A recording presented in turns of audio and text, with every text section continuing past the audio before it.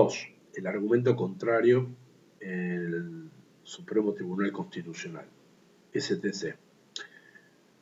No conocemos ningún estudio empírico del uso del argumento contrario en una jurisdicción constitucional, ni tan siquiera trabajos teóricos sobre el mismo en el ámbito constitucional. La razón parece clara. A priori no puede adivinarse grandes diferencias al emplear el argumento en una jurisdicción constitucional y en una ordinaria. Es el típico argumento técnico y nos permitimos resaltar el uso de las comillas aparentemente neutral, sin connotaciones especiales y cuya utilización no denota ninguna opción concreta. Se emplea cuando es necesario emplearlo. Me encantó. Se emplea cuando es necesario emplearlo. Se emplea cuando es necesario emplearlo. Sin embargo, ya apuntábamos hace un momento que las cosas no son tan claras y que la puesta en práctica no es tan mecánica. El estudio de las sentencias del Tribunal Constitucional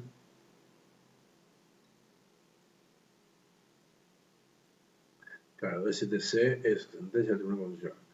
Nos va a proporcionar información sobre el uso típico u ordinario del argumento contrario por parte de los jueces, datos que fácilmente podrán extrapolarse a cualquier órgano aplicador del derecho, pero también a poner de manifiesto que la mayoría de los estudios teóricos sobre el argumento contrario se ven superados por la práctica judicial.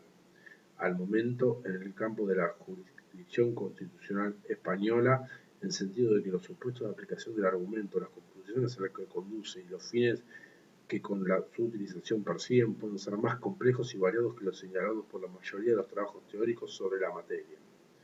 En este último aspecto, nuestras conclusiones serán válidas exclusivamente para el Tribunal Constitucional Español y deberá comprobarse empíricamente si son aplicables al resto de los jueces y tribunales. Analizaremos en primer lugar algunos ejemplos en los que el Tribunal Constitucional ha realizado su uso normal o típico del argumento contrario. Y pasaremos a continuación a estudiar otros casos en los que el argumento es utilizado con otras finalidades distintas. 2.1. Algunos ejemplos de utilización típica del argumento a contrario en las sentencias del Tribunal Constitucional. Con la expresión utilización típica del argumento contrario, no estamos refiriendo a los supuestos en que el Tribunal Constitucional emplea el argumento de la forma descrita por los teóricos que se han ocupado de estudiarlo. En definitiva, aquellas situaciones en las que se dan los requisitos siguientes. A. La duda respecto a si una hipótesis está o no incluida en la previsión legal, provocada por el silencio de legislación sobre lo mismo. La presunción de que ese silencio significa que la voluntad del autor ha sido excluir de la regulación legal toda hipótesis no expresamente mencionada. Una barbaridad. Vamos a ver algunos ejemplos. El Tribunal Constitucional ha utilizado el argumento contrario para interpretar diversos artículos, tanto de la CE, puede ser la Comisión Europea, como de otras leyes, tanto reconociendo explícitamente que pone en práctica una argumentación al contrario como sin mencionarlo en forma expresa. Por ejemplo, al interpretar el artículo 25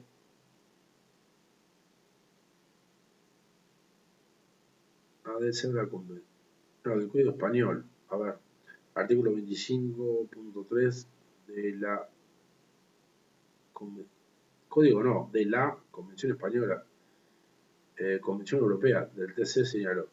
Del artículo 25.3 se deriva, a contrario sensu, que la administración militar puede imponer sanciones que directa o subsidiariamente impliquen privación de la libertad. El artículo 25.3 del CE dice la administración civil no podrá imponer sanciones que directas o subsidiariamente impliquen la privación de la libertad. El artículo no menciona para nada la administración militar.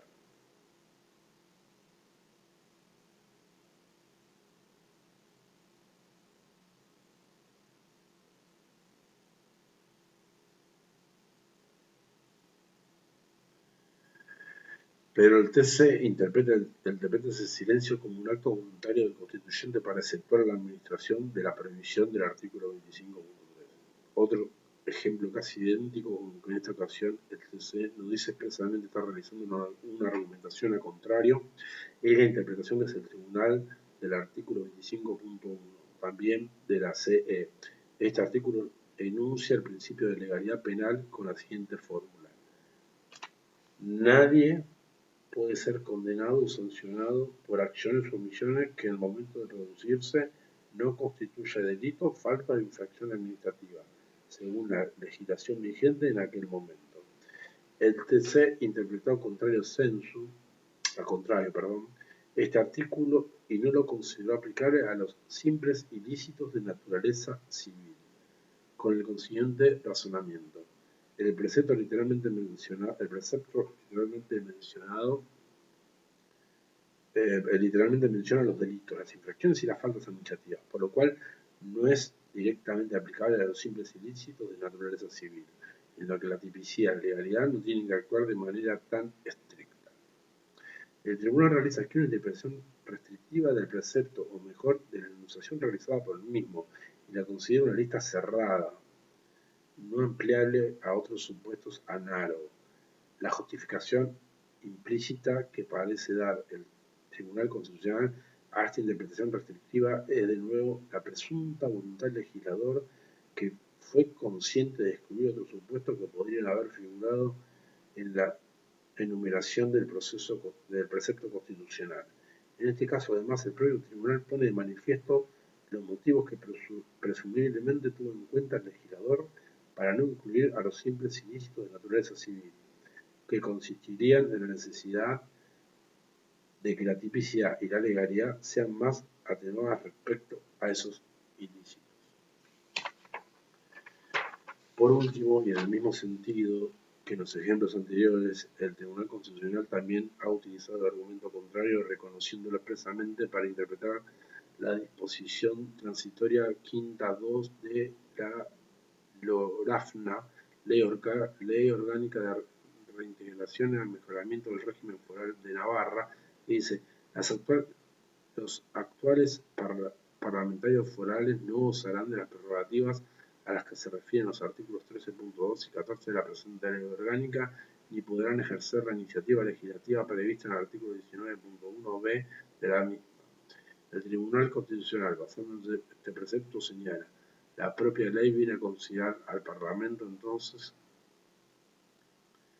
existente como Parlamento foral, que asume en lo sustancial las competencias y facultades que se le reconocen en la misma, y atribuye a los actuales parlamentarios forales el estatuto de los que posteriormente serán elegidos según se deduce de las disposiciones transitorias quinta, número 2, interpretación al contrario censo. El razonamiento del TC es claro. Al entrar en vigor LORAFNA, existía ya una Cámara Legislativa de Navarra, y el problema que se planteaba era el de saber si el estatuto establecido por LORAFNA para los parlamentarios forales elegidos en virtud de esta ley orgánica se aplicaba a los miembros electos en virtud de la legislación anterior. La LORAFNA no decía expresamente nada al respecto, pero dice: el Tribunal Constitucional establecer en la disposición transitoria quinta una excepción relativa a la inviolabilidad e inmunidad del artículo 13.2 y 14 y a la iniciativa legislativa. Artículo 19.1b. Se debe entender al contrario que es aplicable a los parlamentarios forales anteriores a la LORAFNA todo lo no expresamente exceptuado. Al considerarse el argumento contrario como un instrumento de la interpretación literal aferrado a la letra de la ley al servicio de la interpretación restrictiva, podría pensarse que es un argumento conservador, en el sentido que entorpece la evolutividad de la interpretación.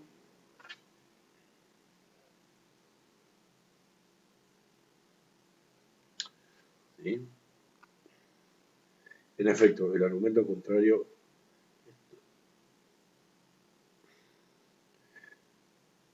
el